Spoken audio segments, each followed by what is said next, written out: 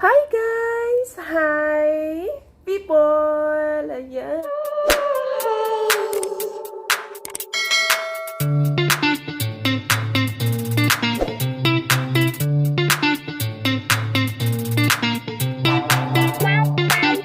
Napaka-OA. And guys, welcome again to my vlog. Welcome to my vlog. And today's video guys, ang sitwasyon natin ngayon dahil isa tayong nasa abroad, isa tayong OFW nasa abroad. So, ang isi-share ko sa inyo guys, yung paano natin pangalagaan ang ating health, ang ating sarili. So, importante talaga yan siya, guys. Naku, Diyos ko Lord. Pag matagal ka na sa abroad, so kailangan talagang pangalagaan mo yung health mo. Yung katawan mo, mental health, and of course, yung body parts. So, kailangan talaga yan siya, guys. Ay, nako, tumatawag si Lola. Tinatawag tayo, guys. Kasi yung karaoke niya, kailangan niyang marinig. Pero naman, makapiright tayo. No copyright. So, ayun. Ano ba yung pinag-usapan? So, bilang nasa abroad, bilang OFW, kailangan i-care mo talaga yung sarili mo. So, how I care myself. Kasi matagal na rin ako dito sa abroad, guys. Mga almost 9 years na siya. Wow! So, ang aking isi-share, guys, yung on my way lang, on my way, my little ways of taking care myself. So, ayun si Lola, maingay na naman. And, yun nga. Ayun. Sinilip natin si Lola. So, ayun siya. Gusto siyang magtae. Ay, naku. Ang hirap talaga pa. Isa kang OFW. Kailangan mong kumita ng pera.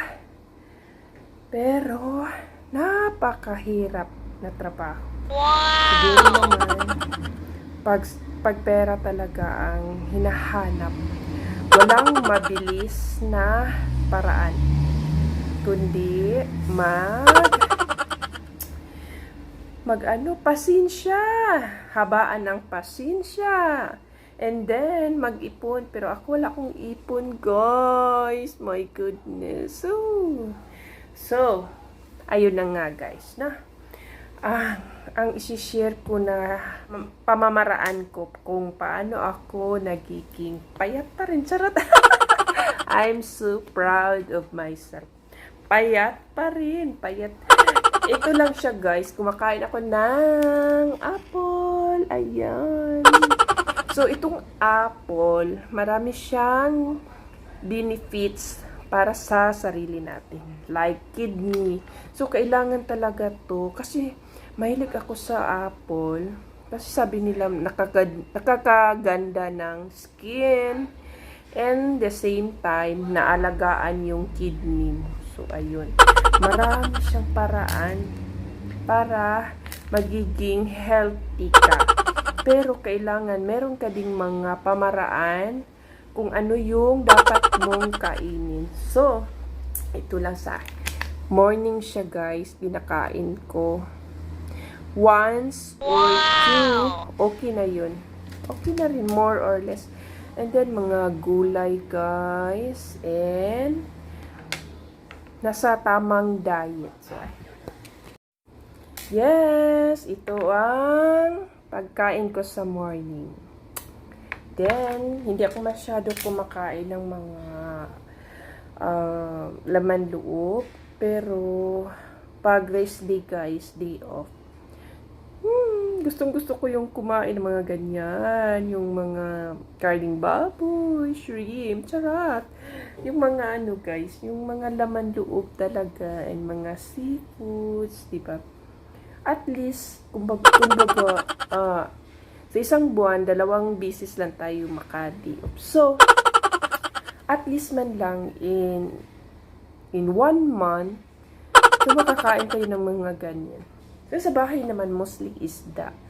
And, mostly isda sila, tapos, merong mga karning baboy. Pero minsan, hindi ako masyado kumakain ng baboy. Kunti-kunti lang. So, ayun na nga, ang bilis nating pumayat pag mataba tayo. Kung stress. Stress sa pera. Charot. And, di normal naman maging stress. Basta marunong ka lang, tawag doon. Marunong ka lang magdala. Kasi sa abroad, guys, marami talagang situation na hindi maganda. Like, sa trabaho, sa trabaho namin, yung alaga namin. Matanda na sila, hindi natin alam yung mga ugali. So, katulad sa akin, maingay siya. Tinatawag niya yung asawa niya, na wala naman yung asawa niya dito. Mahal na mahal niya yung asawa niya, guys. So, tingnan muna natin si Lola. So, balatan na natin yung apple natin, guys. Kasi, hindi ako kumain kanina ng morning. Sobrang busy ko kanina. Yung breakfast ko kanina, ano na lang siya, yung siupaw. Pero dapat, bago ang siupaw, ito muna yung kinain. Then, talking of abroad, hindi talaga basta-basta, guys, swerte-swerte na lang yung trabaho makukuha sa panahon na nag-a-abroad ka. Kasi minsan yung mga employer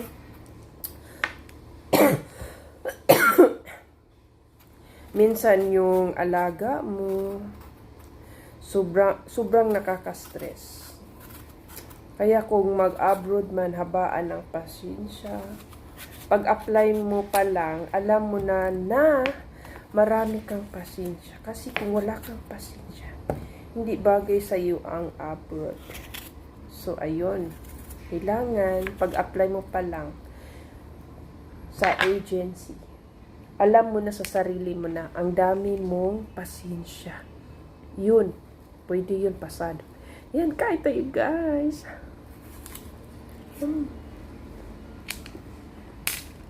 So, how I care myself. I-balance yung stress, yung trabaho dapat diskartihan mo. Kung alam mo na dihado ka, pwede ka naman magpalit. Kung alam mo na kayang-kaya mo, push mo lang, pray, and magkain ka ng healthy foods. Kung walang budget yung employer, pwede ka namang sa sarili mong bulsa. Pero maggasto ka sa sarili mong pera, yung healthy foods na lang. Kasi, gagasto ka na lang nga, hindi pa healthy yung binibili mo. Like, bili ka para sa sarili mo, bili ka ng mga tinapa, mga sardinas, noodles. Di naman yun siya healthy. Dapat magbili ka ng mga, yung mga carbohydrates na spaghetti, lutuin mo. Pero, pagluto mo, lagyan mo ng mga gulay-gulay like broccoli, di ba? Lagyan mo ng broccoli. Yun. Madiskarte nga, may gulay ka na dun sa kinakain mo pag nagutom ka.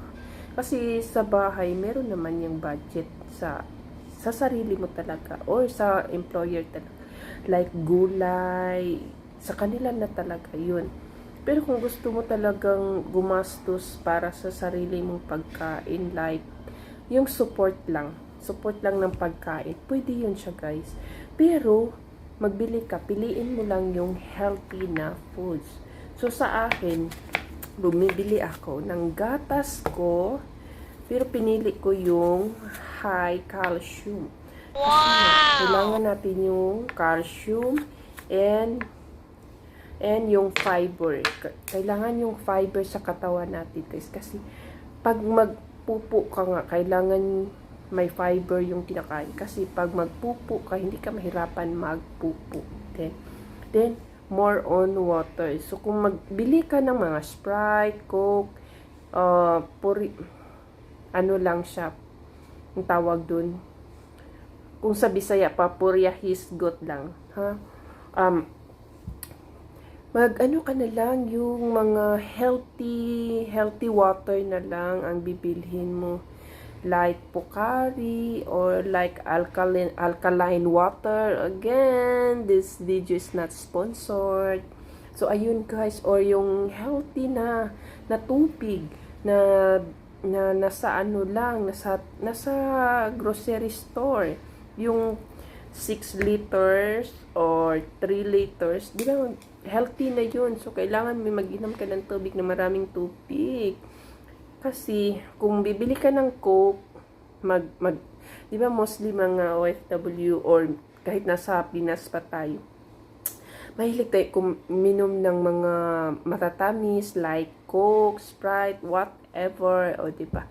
Sa abroad, kailangan mawise ka, kailangan madiskarte ka. Kasi, pag magkasakit, ikaw lang talaga ang tutulog sa sarili. Walang kapamilya, kapuso, o kaano-ano. Ikaw lang talaga. So, kailangan, ano ka sa pagkain mo, sa pagkain mo, na watchful ka sa pagkain mo. See to it ka sa pagkain mo. Kasi kung hindi, ikaw rin ang kawawa, di ba? So, ayun na siya, guys. Yan, nabalatan na natin. Ayun yung pinakain. Minsan, kumakain tayo ng mga laman loob at least once a week or sa akin kasi 2 times a week.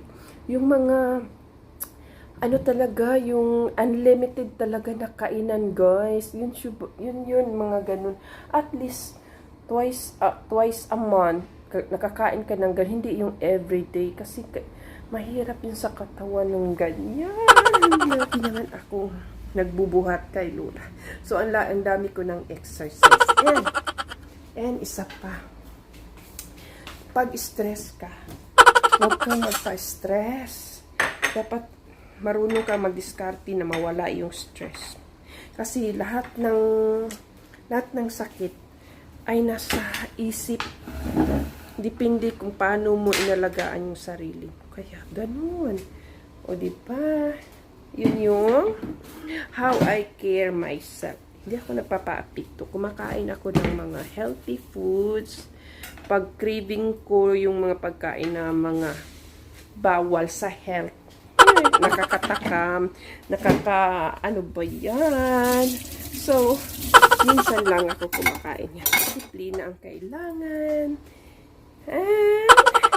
And be happy. Ito, isi-share ko sa inyo.